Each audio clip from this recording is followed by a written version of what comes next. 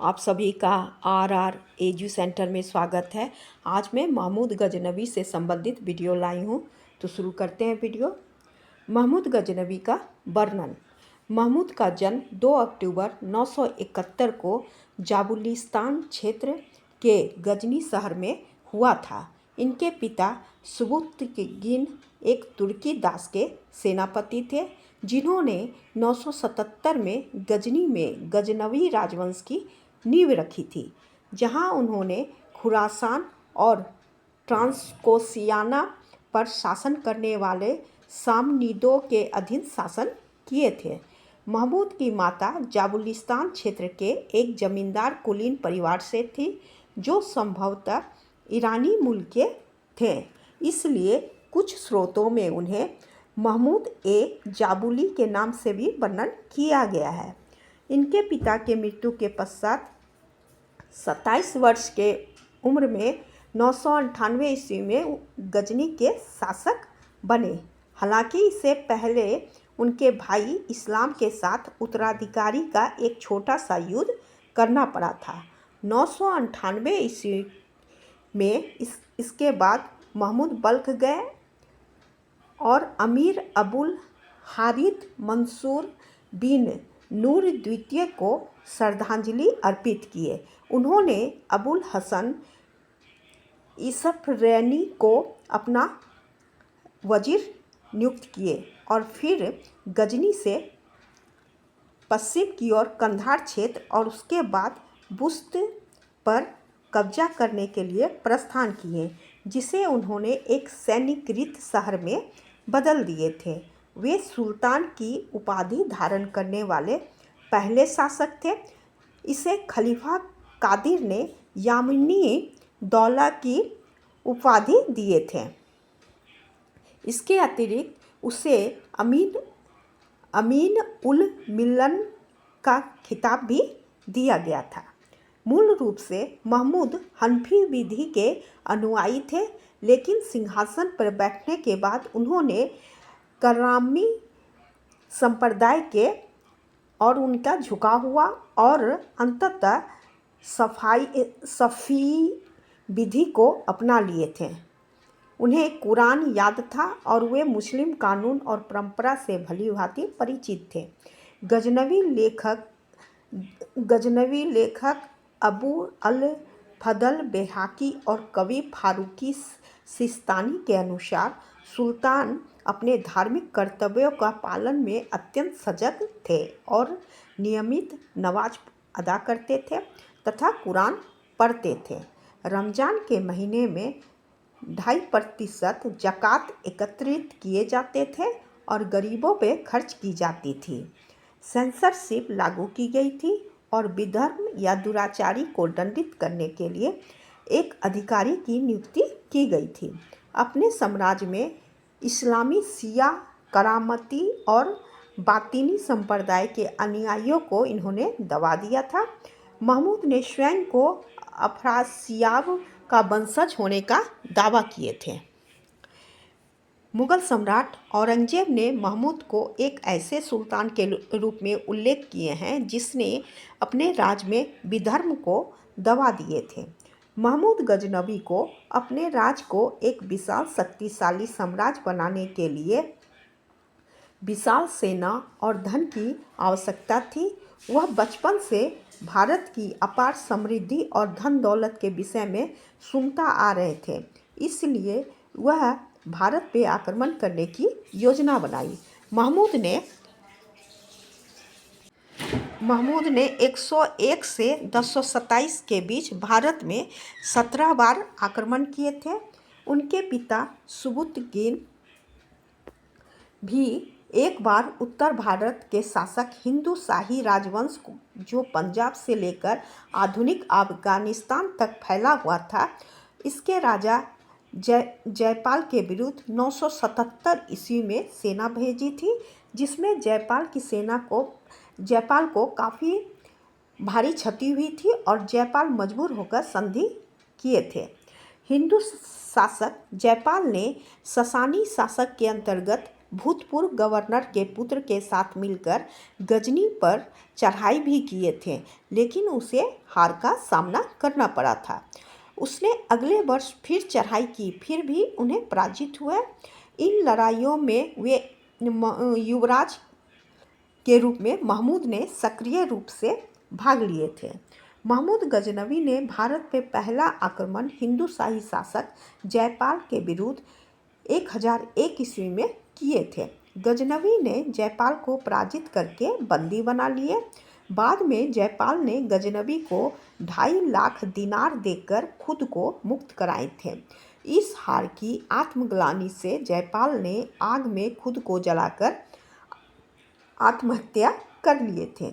1005 से 6 ईस्वी में मुल्तान के इस्लामी शासक फतेह दाऊद ने मोहम्मद के विरुद्ध विद्रोह किए और पंजाब के शासक आनंद पाल की सहायता ली। महमूद ने अपनी विजय यात्रा के दौरान मुल्तान के इस्लामियों का नरसंहार किए और आनंद पाल को पेशावर में पराजित किए और उनका पीछा करते हुए सोदरा तक गए, जहां उन्होंने पंजाब में विशेष रूप से लाहौर पर केंद्रित एक भावी फारसी राज की नींव रखी थी। जयपाल के पौत्र सुखपाल गजनवी के अधीन मुसलमान बन गए थे, जिसके कारण महमूद ने उसे मुल्तान का शासक नियुक्त किया और वह नवासा शाह के नाम से यहाँ शासन किए थे। 1008 से 9 के बीच गजनवी ने आनंद पाल पर पुनः आक्रमण किए, क्योंकि इसने अपने पिता जयपाल की पराजय का बदला लेने के लिए राजपूत राजाओं की शक्ति का संघ बनाए थे, जिसमें 1008 ईस्वी में दोनों के बीच निर्णायक युद्ध हुआ। इस युद्ध में पंजाब, ग्वालियर, कन्नौज, दिल्ली, अजमेर, कालिंजर और उज्जैन के शासकों ने मिलकर महमूद गजनवी से मुकाबला किए थे। इस युद्ध में महमूद की सेना पराजित होते होते रह गए। अंततः महमूद विजय हुए। यह युद्ध हिंदू शाही राजवंश की राजधानी बेहिंद के निकट हुई थी। महमूद गजनवी 1014 में थानेश्वर और 1015 में कश्मीर पर आक्रमण किए। उस समय कश्मीर के शासक लोहार वंश के संस्थापक संग्राम सिंह थे, किंतु कश्मीर में 1 महीना घेरा डालने के बाद भी उनकी किलेबंदी महमूद तोड़ नहीं सके और मजबूरन वापस लौट गए। 1018 ईस्वी में महमूद गजनवी ने कन्नौज पर आक्रमण किए। रास्ते में उन्होंने मंदिर को तोड़ते हुए शहर लूटते कन्नौज पहुँचे और प्रतिहार वंश के राजा जयपाल ने उसके सामने आत्मसमर्पण कन्नौज के शासक प्रतिहार राजा राजपाल ने अपना आत्मसमर्पण उनके सामने कर दिया। कालिंजर के चंदेल राजा ने राजपाल की कायरता से नाराज होकर उसकी हत्या करके त्रिलोचन पाल को प्रतिहार शासक नियुक्त किए। जब महमूद गजनवी इस बात का पता चला तो इसके विरुद्ध महमूद ने 1019 ईस्वी में कन्नौज के शासक त्रिलोचन पाल को हराए। उसके बाद कालिंजर के चंदेल शासक विद्याधर को हराए थे, जिसके फलस्वरूप कालिंजर के चंदेल राजा विद्याधर और महमूद के बीच एक संधि हुई और उसे अपार धन गजनवी को देना पड़ा। 1025 में महमूद गजनवी ने 80,000 विशाल सेना के साथ रेगिस्तान को पार करते हुए सोमनाथ पहुँचे। उस समय यहाँ के शासक चालुक्य सोलंकी शासक भीम प्रथम थे। भीम प्रथम आक्रमण के समय वहाँ से भाग गए और जनता ने सोमनाथ मंदिर बचाने के लिए असफल प्रयास किए। महमूद के विरोध में 50,000 लोगों ने मंदिर को बचाने के लिए बलिदान दिए। लौटते समय महमूद ने अपना मार्ग बदल दिए, सिंध होकर वापस गए। इतिहासकार का कहना था, यदि वह परमार राज्य से होकर लौटते तो इतिहास कुछ और होता। जो कुछ भी हुआ, इस आक्रमण से महमूद को अपार धन संपत्ति प्राप्ति हुई। महमूद ने भारत में अंतिम आक्रमण 1027 ईस्वी में जाटों के विरुद्ध किए थे, क्योंकि महमूद सोमनाथ मंदिर लूट के जब जा रहे थे तो रास्ता में जाटों ने उसे लूटा था। महमूद गजनवी ने जाटों पर आक्रमण करके बच्चे और स्त्रियों को अपना दास बना लिए थे।